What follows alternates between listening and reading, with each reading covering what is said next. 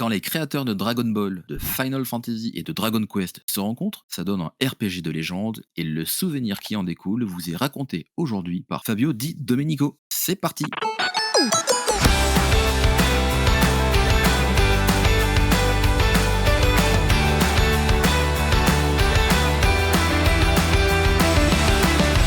Bonjour à toutes et à tous, j'espère que vous allez bien en ce mardi 20 février. Peut-être que certains d'entre vous ont la chance d'être en vacances. Sachez que oui, vous avez de la chance, alors profitez-y. Pour les autres, je vous souhaite bien du courage.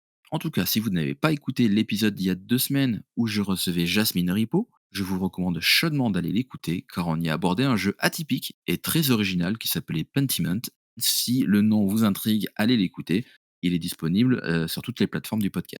Et oui, toutes les 2 semaines, je reçois un ou une invitée qui me raconte un moment marquant qu'il ou elle a vécu à travers un jeu. Alors ça peut être jeu vidéo, jeu de société, jeu de cartes, jeu de rôle ou même tout autre style de jeu. Moi, je suis persuadé qu'on a tous un jeu, quel qu'il soit, qui nous a marqué au moins une fois dans sa vie, en bien ou en mal. Et ici, on recueille ces instants pour vous les faire partager. Et aujourd'hui, la personne que je reçois est un comédien, mais aussi un futur podcasteur également. Il me fait l'amitié d'être présent pour parler de son jeu. Alors, bonjour Fabio Di Domenico, comment vas-tu? Salut, super, très content d'être là. Très, très content d'être là. Je suis ravi de te recevoir, d'autant plus que c'est toi qui as fait la démarche de venir me toper, donc Oui, ça me facilite la recherche envoyer pour une un fois. petit message, bah oui, pratique. Donc en tout cas, merci de ta dispo. On enregistre un petit peu avant la sortie de l'épisode, donc on est Oui, en semaine, l'après-midi. on est tranquillement chez nous. Oui, tout va bien. Exactement, là pour le coup, on est bien tranquille. Oui. Ça va? Comment ça se passe toi cet hiver? Froid, mais ça on survit, ça va. Bon, ça va, c'est l'essentiel, tu me diras. Ouais. Je la pose à tous mes intervenants, surtout ceux qui viennent pour la première fois. Ouais. Comment le jeu est entré dans ta vie d'une manière générale? Mes premiers pas dans le jeu, c'est le PC. Ouais. Dofus, je crois, c'est le premier gros jeu auquel j'ai joué. Mmh. En gros, j'ai jamais eu de jeu portable, genre j'ai jamais eu de DS, j'ai jamais eu de Game Boy, parce que mes parents m'en ont jamais acheté. D'accord. Du coup, quand j'ai eu l'occasion de jouer, c'était forcément sur PC. D'accord, c'est, la famille, ils avaient un ordinateur sur lequel tu pouvais jouer ou après c'est un peu plus tard que tu as eu Ouais, ton c'est ordi? ça. C'était l'ordi de la famille, ouais. Ah, à l'époque, 2000, tu vois, Ouais, d'accord. 2000 et quelques, et il y avait très peu de bons ordinateurs portables pour faire tourner des jeux, quoi. Ouais, ouais, non, c'est surtout, ouais, comme tu dis, les ordinateurs portables, c'était pas trop ça. Ouais. Mais du coup, c'est bien parce que Dofus, enfin mine de rien, Dofus, il y a un certain succès derrière ce jeu. Enfin, c'est un MMO, de toute Ah, façon. c'est génial! C'est un MMO, c'est français, Oui. c'est un excellent jeu, moi, j'y repense tout le temps avec, nostalgie, et je suis étonné, enfin, ça existe toujours, quoi. Oui, absolument. Et ça, c'est fou. Il y a toujours une communauté C'est active, ça, ça fait partie de ces, jeux, donc des MMORPG qui sont anciens, enfin, quand je dis anciens, c'est qui ont plus de 10 ans, Ouais, celui-là même encore plus et qui sont toujours là malgré tout, hein. C'est, le cas pour celui-là, c'est le cas pour, ouais, World of Warcraft et compagnie qui va fêter ses 20 ans dans l'année ouais. et il y en a plein Mmh. d'autres. Ça a son succès et puis bon, Dofus, ça reste Mmh. mérité. Et quand tu avais joué à Dofus, tu avais quel âge la première fois? J'étais au collège, j'avais quel âge on a au collège? 13 ans? 12 ans, 13 ans? Dans ces eaux-là, ouais. C'était copains du collège à l'époque qui t'avaient dit: «Viens, essaye ça et tout» ou c'est toi qui avais vu des pubs et tout? Ouais, je crois, je Tu sais avais bassiné tes plus. parents pour t'acheter le jeu Bah, ou quoi? je crois que non, c'était ça, c'était genre tout le monde y jouait, du coup, fallait y jouer, tu vois? Il y avait un peu ce truc-là, et c'était le Ouais, truc, bah, oui. les gens en parlaient, donc forcément, tu vois? Pour t'intégrer un peu, je m'étais mis à jouer. Forcément, quoi. Ouais, sinon après tu un peu le reclus de la classe, donc Exactement. et en tout cas, depuis que tu as découvert Dofus, bah, derrière tu as dû découvrir d'autres jeux et moi ce qui m'intrigue, Mmh. d'après ce que tu viens de me dire, c'est le jeu dont on va parler aujourd'hui, Oui, qui est, Chrono Trigger, oui, qui est un jeu qui est quand même beaucoup plus ancien que Dofus, oui. donc ça veut dire que tu y as joué a posteriori? J'y ai joué a posteriori parce que juste avant, là, j'ai regardé, quand est-ce que c'est sorti. C'est sorti un an avant ma naissance, forcément, Ouais, ouais. que je pouvais pas, enfin, c'est sorti en 95, du coup, je suis né en 96. Mmh. Du fait de jouer sur PC, j'ai découvert le rétro gaming, et en fait, moi, tous mes amours de jeux, enfin, tous mes plus gros amours, c'est le rétro gaming, et genre, je trouve vraiment Chrono Trigger, c'est la quintessence de ce qu'est le bon rétro game. Enfin, je sais pas s'il y a un bon et un mauvais rétro gaming, mais tout est bien, et tout est bien dans ce jeu, tu vois? Je vois très bien ce que tu veux dire. Pour les gens qui ne connaissent pas, on a reçu là, il y a quelques mois, au début de la saison 3, Philippe Dubois, qui était président de l'association MO5 et il nous a parlé de Final Fantasy VI, Mmh, qui était lui aussi sorti à l'époque sur la Super Nintendo mmh. et lui, donc Final Fantasy VI et Chrono Trigger dont on va parler aujourd'hui, sont vraiment considérés de manière relativement unanime par Ouais. les fans les puristes et surtout par la presse comme 2 RPG légendaires, voire mythiques, presque de tous les temps. Mmh. Il est Ouais. sorti en mars 95 au Japon, effectivement, tu as raison, la même année au mois d'août aux États-Unis, mais le jeu n'est jamais Mmh. sorti en Europe. Et alors je sais pas si avec les années qui ont défilé, Mmh. sa légende a été forgée par l'émulation et les versions françaises, amateurs. En tout cas, le jeu est sorti vraiment qu'en 2009 en version française, donc bien, bien, bien plus tard. Mmh. Et comme je le disais au tout début de l'émission, le jeu il a été conçu également par 3 légendes du domaine du jeu ou de l'animation, à savoir Ouais, Hironobu Sakaguchi qui est le papa des Final Fantasy, Yuji Horii qui est le papa des Dragon rien que Quest ça, et le design à Akira Toriyama, le père de rien que Dragon ça. Ball. Je dis rien que ça. C'est ça et en plus, on rajoute même au niveau de la musique, il y a Nobuo Uematsu qui a composé une partie des musiques du jeu, qui est aussi le célèbre compositeur des Final Fantasy. Que des Quand bangers, tu regardes ça aujourd'hui avec clairement. l'image de 2024, comme tu dis, il y a que des bangers dans le casting de Oui, ça. Alors que bon, c'est vrai qu'en 95 à l'époque, ils avaient presque tout approuvé. Bon, pas pour tous, bien entendu, mais voilà. ouais. Donc, c'est vrai qu'en se remettant dans le contexte, Chrono Trigger, c'est un RPG qui est sorti, presque 30 ans. Ah Ça fait un peu ouais, mal de le dire, mais c'est ça. Ouais, en 95-2024, ouais. 29 mon petit gars. Le jeu a marqué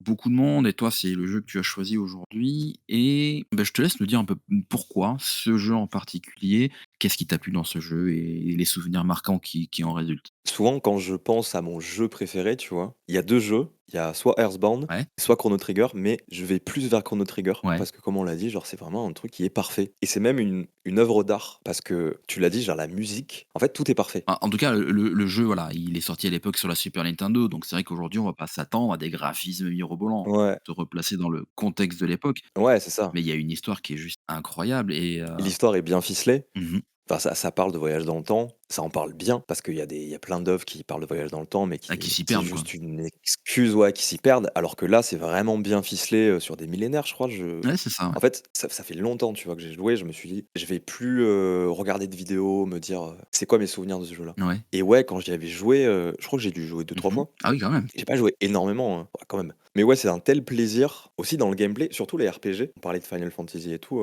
dans la Ouais. manière dont les combats étaient faits, aussi, c'était une nouveauté. Ça, c'est vrai, ouais. Je Si, crois. si, non, tu as raison, ouais. Dans les combos, dans les trucs, enfin, il y avait vraiment des spécificités hyper intéressantes au jeu. Il y avait des, combos doubles, combos triples, ce qui était, je crois, assez rare dans les RPG. Ce qui est vrai, c'est qu'effectivement, habituellement, à l'époque, Mmh. dans les RPG, qui sortaient sur les consoles, c'était les rencontres de combat, c'était des rencontres, un peu aléatoires. C'est-à-dire qu'on se Oui, promenait sur la carte et c'est ça, ouais. pouf, l'écran changeait Mmh.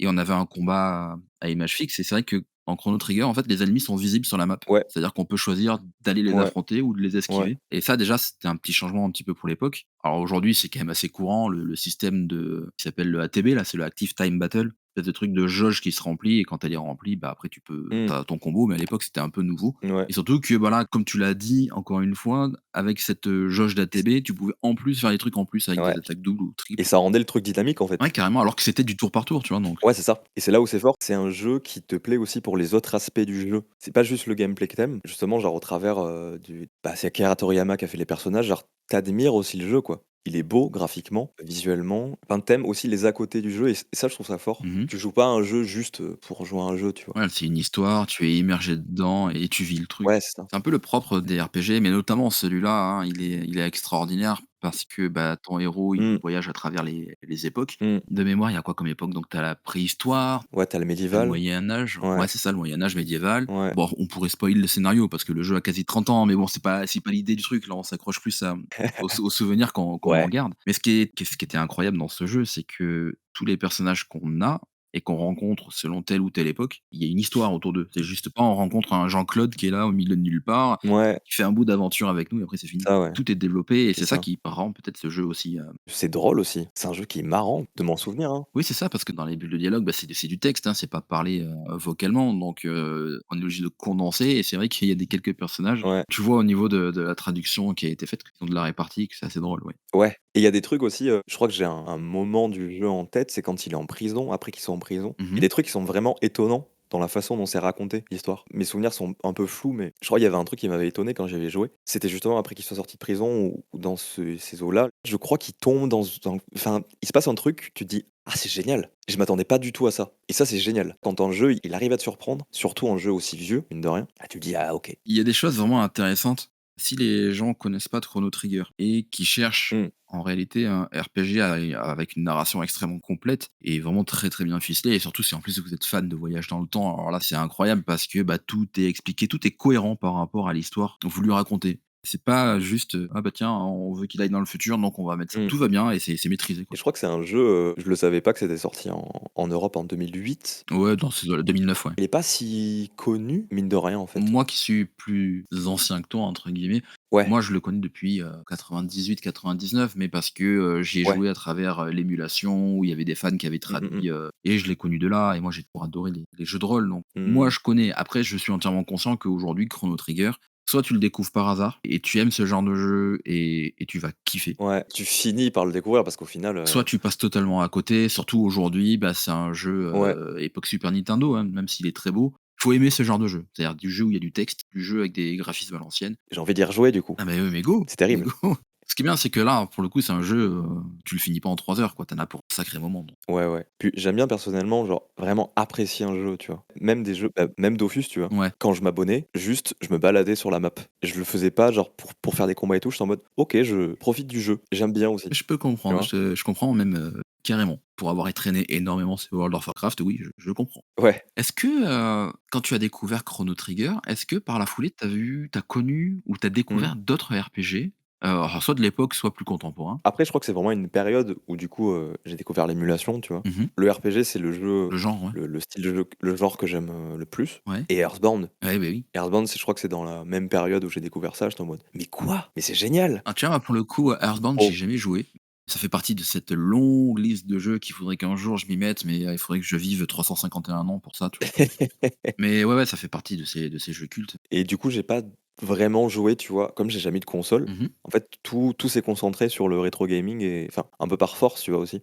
J'ai jamais eu une machine assez puissante pour faire tourner des gros jeux, tu vois? Du coup, j'ai dû me rabattre sur, bah, des plus vieux jeux. Ouais, mais au final, si tu trouvais ton pied là-dedans, c'était très Je bien. trouvais mon pied. Voilà, l'essentiel, c'est que, c'est les souvenirs qu'on en conserve. Ouais. Très bien, petit moment sur, Chrono Trigger. Tu as envie de rajouter quelque chose sur le jeu?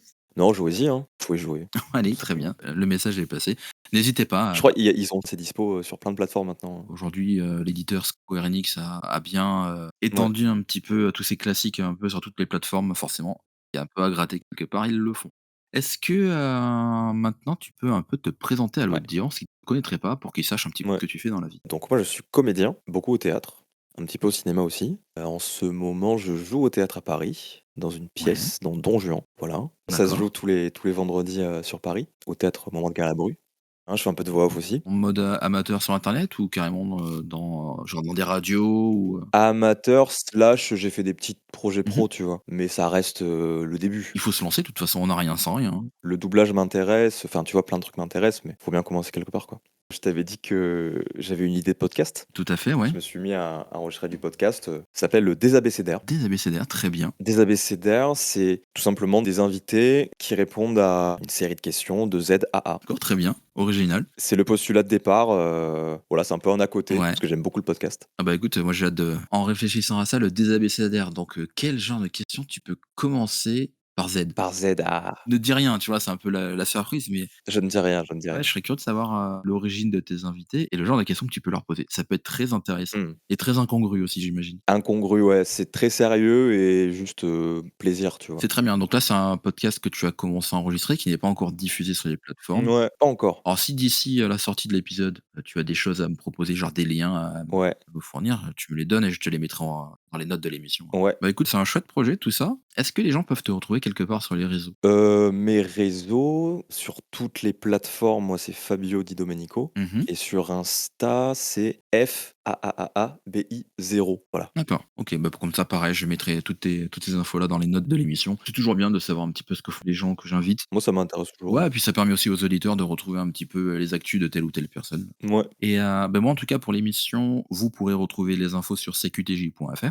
Sur Insta également, CQTJ Podcast. Sur, Blue Sky, oui, toujours le futur, peut-être remplaçant de Twitter. Donc sur Blue Sky, c'est @cqtj.fr. mmh. Sur Twitter, parce que j'y suis toujours, c'est @joels82 et voilà, et de toute façon, n'hésitez pas en allant, sur ces plateformes, vous aurez toutes les infos du podcast et sur les émissions passées et sur celles à venir. En tout cas, Allez écouter le podcast. bah, merci, c'est très gentil.